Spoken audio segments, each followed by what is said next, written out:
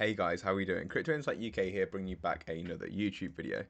So just before I get into it today, I'm feeling a little bit ill, so my mind's a bit all over the place, and I got my window open because it's roasting here in the UK. Lovely day, and people are doing some work outside, so I don't really know what they're doing. But yeah, anyway, let's get into it.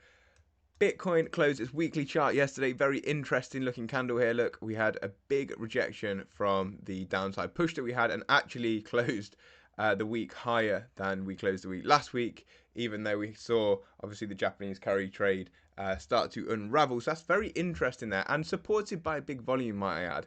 So eyes on crypto now, guys. Eyes on crypto. I've said that I thought when we find the low and when we find this area of interest for Bitcoin, wherever that might be, the next step is all-time highs. I know a lot of people have been calling for the tops already in for Bitcoin, the bull market's over. I do not agree with this narrative at all.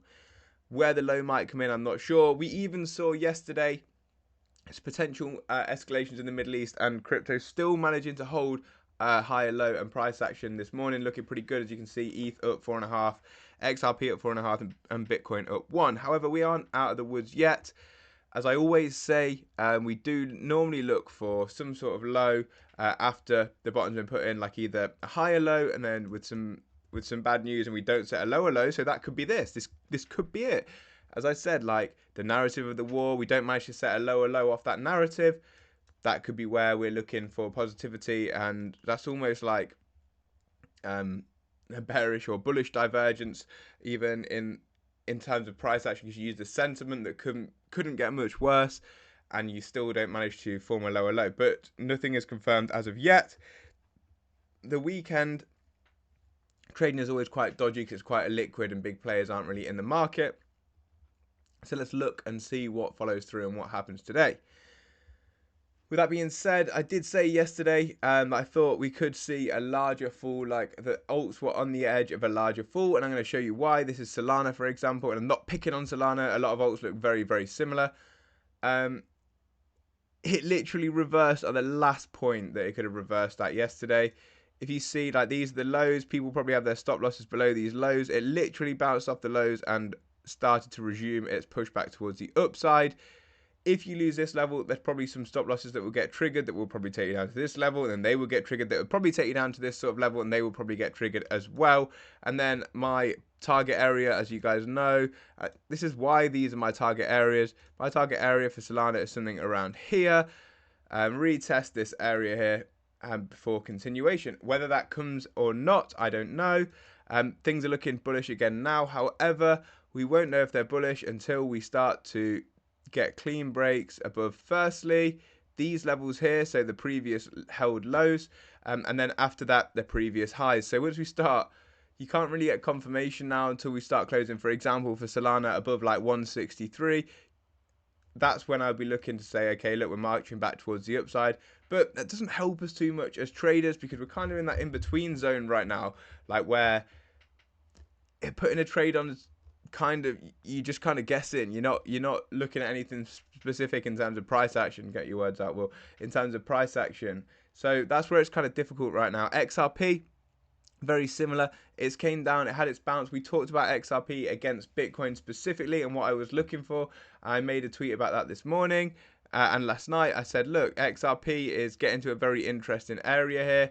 I posted this exact chart. You'd know if you followed me over there on X. It came down, it bounced in the area that I literally said was getting interesting. I didn't take any position in XRP, and since has started to rebound. However, I did say it needs to break above this white line to see more of an outperformance against Bitcoin, and so far we've actually created a lower high here for XRP, and finding resistance where we've previously found them. So let's see what happens there. I'm monitoring that situation as well. Guys, if you haven't already joined my Telegram group, please go and join that, by the way. I've recently started it. We've got about 200 people in there, which is great, and I've got some exclusive deals coming with some exchange. I've got a big exchange, hopefully, that I'm going to be partnering with. We're just waiting to see. I'm waiting for them to send over. They've got a contract for me, apparently, so I'm waiting for them to send that over. But a really big exchange, and you'll be surprised about who it is, because I was surprised when they reached out to me. I thought I was getting scammed, but it'd be great if we can get them on board. And I also went to meet a smaller exchange based out of the UK, on Friday. And basically, yeah, once I hopefully get like some partnership deals with them. It basically means if you guys trade on their exchange, I will just get a bit of their fees rather than them getting the whole fees in general. I just get a little bit. So it's pretty much win-win for everyone if you do trade or buy or sell crypto in any way. So that's why I try and look for the best exchange. I never really have a partnership with anyone because I don't trust anyone in the space. But one of these exchanges is huge, and the other one that I've recently met. So I think they're pretty good people to get deals with. Obviously, allows me to keep making this content for you guys for free, literally. And then instead of me having to promote anything specifically, I actually get a bit of the fees every time you trade rather than the exchange taking the whole fees. So that's why it's pretty cool with those sorts of deals, and that's what I've been looking for recently. Well, actually for like a year or two, but I've just not wanted to partner with anyone because I haven't really liked anyone. But now, might have found some people, but we'll see. Anyway, ETH, again, I opened a short on ETH. We actually closed that yesterday, right at the lows. Lovely little close there. The reason I closed that short is because we were getting overcooked on like the RSI and the hourly and on the 15-minute. We were down here. I was like, look, it's probably going to bounce. And look, we have had a bounce. Now we're at that time again where it's like, where do we go next here for ETH? Where do we go next here for Bitcoin? I don't want to make that call. I probably would say that like things look like they might need to cool down a little. However, open interest isn't that high. So it's like this anybody's game right now. If we look at Bitcoin, this is the liquidation price chart. We front run the previous box that we found support on, meaning that could be showing a sign of strength here for Bitcoin. We didn't even have enough strength for the sellers to take us into that support area.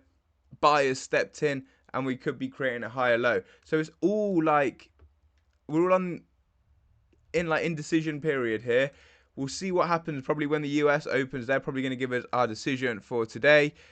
We need to see what happens in the macro landscape as well. Let me just take some of these drawings off because it's too like a bit mad looking at XRP right now. But this is what we're looking at for XRP. Chart looks pretty cool. Let's have a look on the weekly close. I haven't actually had a look at that properly yet.